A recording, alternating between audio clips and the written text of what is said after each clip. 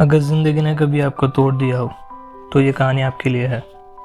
ये कहानी है एक ऐसे इंसान की जो दुनिया के सबसे नीचे पॉइंट तक गया और वापस उठकर दुनिया का आयरन मैन बन गया। और सबसे अमेजिंग बात, उसने अपनी रियल लाइफ से आयरन मैन को रियल बना दिया। जी हाँ, मैं बात कर रहा हूँ रॉबर्ट डाउनी जूनियर की। नाम सुना नहीं, फील किया होगा। 4 अप्रैल 1965 न्यूयॉर्क सिटी। इसी दिन जन्म हुआ एक बच्चे का जिसे दुनिया आरडीजे के नाम से जानने वाली थी। रॉबर्ट के फादर रॉबर्ट डाउनी एसआर एक फिल्म मेकर थे और उनकी मदर एलिसी एक एक्ट्रेस। एक्टिंग आर्ट फिल्म्स बचपन से ही आरडीजे के आसपास थी। सिर्फ 5 साल की उम्र में आरडीजे ने अपनी पहली फिल्म में एक्टिंग की। 5 साल में। जहां हम लोग स्कूल में एबीसी सीख रहे होते हैं, वहां आरडीजे कैमरा के सामने डायलॉग्स बोल रहा था। चाइल्डहुड में ही एक चीज क्लियर हो गई थी, रॉबर्ट बॉर्न परफॉर्मर था। उसके अंदर एक नेचुरल स्पार्क था।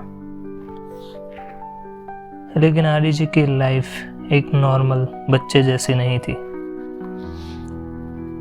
उनके फादर खुद ड्रग्स और अल्कोहल से स्ट्रगल करते थे और आरडीजे बचपन से ही उन सब चीज़ों के बीच बड़ा हुआ। कभी कभी एनवायरनमेंट ही जिंदगी की डायरेक्शन डिसाइड कर देता है। टीनेज तक आते आते आरडीजे ने मल्टीपल सिटीज चेंज की, स्कूल्स चेंज किए, पर एक चीज कांस्टेंट थी, एक्टिंग। 18-19 साल की एज तक आरडीजे हॉलीवुड में अपना नाम बना चुका था। शोज, मॉल्स, फिल्म्स, ऑडिशंस और फिर आए 90s में। 1992 में आरडीजे ने चार्ली चैपलिन का रोल प्ले किया और इस रोल ने दुनिया को हिला दिया। क्रिटिक्स खड़े हो गए, स्टैंडिंग ओवेशन।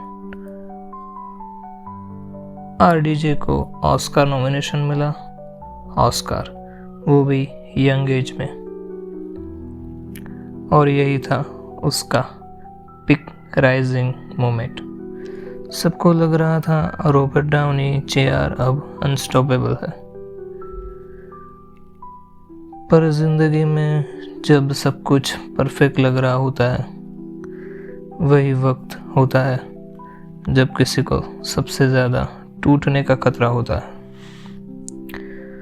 आरडीजे के लाइफ का डार्क फेस बस शुरू होने वाला था। सक्सेस के बाद अक्सर 2 रास्ते मिलते हैं,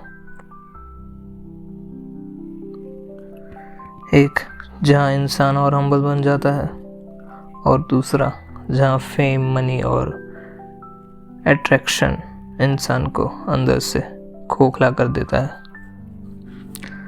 आरडीजे की लाइफ में अनफॉर्चुनेटली दूसरा रास्ता चुना गया। 1990s के बाद आरडीजे ड्रग्स और अल्कोहल में फंस गया। Party culture, wrong circle, loneliness, सब मिलाकर उसका लाइफ ट्रैक से उतर गया। एक वक्त था जब दुनिया आरडीजे को फ्यूचर सुपरस्टार कह रही थी। अब लोग कहते हैं he is finished। Arrest, court cases, rehab, फिर अरेस्ट, फिर रिहाब, फिर जेल। ये साइकिल चलती रही सालों तक। टीवी शोज और फिल्म्स ने भी हाथ खींच लिया। प्रोड्यूसर्स ने साइन करने से मना कर दिया। इंश्योरेंस कंपनीज ने कवर करने से मना कर दिया। यहाँ तक कि हॉलीवुड ने भी आरडीजे को खत्म मान लिया था। जेल की एक रात आरडीजे ने अपने आप से एक सवाल पूछा, मैं यहाँ कैसे आ गया? उसने खुद कहा था, I was a guy who had everything and then I lost everything। Rock bottom, जहाँ इंसान टूट जाता है और कोई उम्मीद नहीं बची होती। पर आरडीजे ने एक चीज़ समझ ली, अगर लाइफ को बदलना है तो सबसे पहले खुद को बदलना पड़ेगा। और उसी दिन उसने एक डिसीजन, बस एक डिसीजन, आरडीजे ने डिसाइड किया ड्रग्स को जिंदगी से निकाल देने का, completely, no cheat, no excuses. काफ़ी साल वो क्लीन और सोबर रहा। थेरेपी, योगा, मार्शल आर्ट्स, परिवार, हार्ड वर्क, ये सब उसकी नई फाउंडेशन बन गई। धीरे धीरे आरडीजे ने अपनी लाइफ को वापस पीसेस में जोड़ना शुरू किया। छोटे roles, TV shows, low budget films, बस एक मौके का इंतज़ार था, एक चांस जो सब बदल दे। और फिर 2007 वो चांस आया। मार्वल स्टूडियोज़ ने एक रिस्की आइडिया सोचा, एक ऐसे एक्टर को कास्ट करने का जिसका कमबैक इम्पॉसिबल लग रहा था।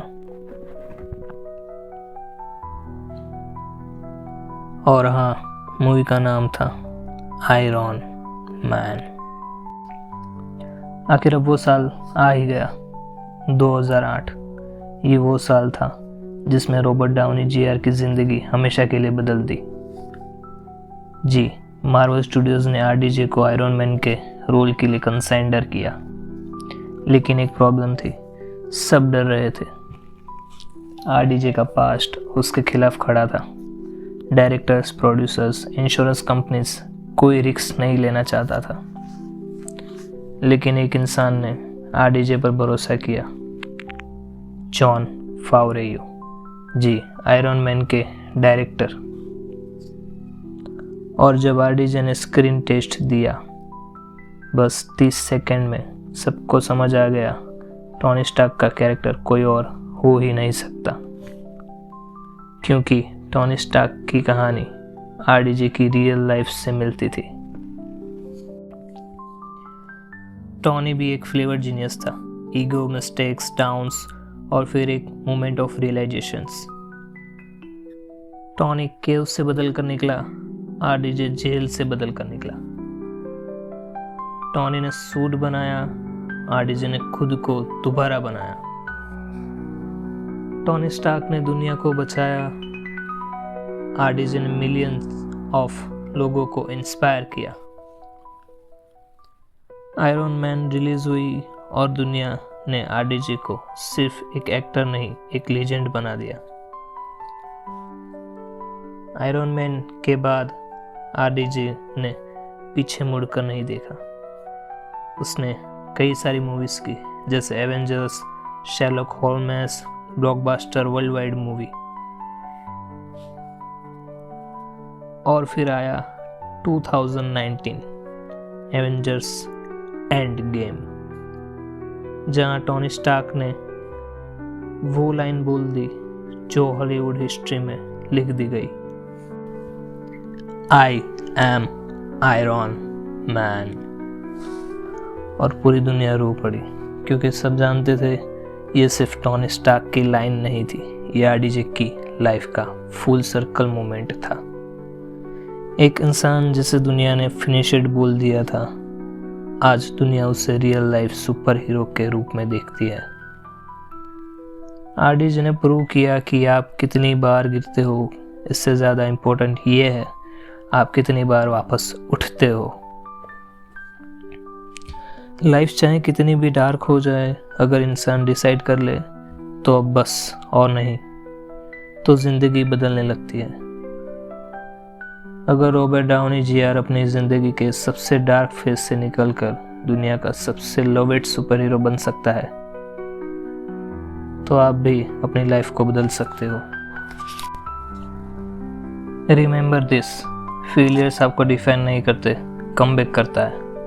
इसलिए अगर लाइफ आपको तोड़ दे तो रुकना ना, क्योंकि शायद आपको आयरन मैन मोमेंट अभी आना बाकी है।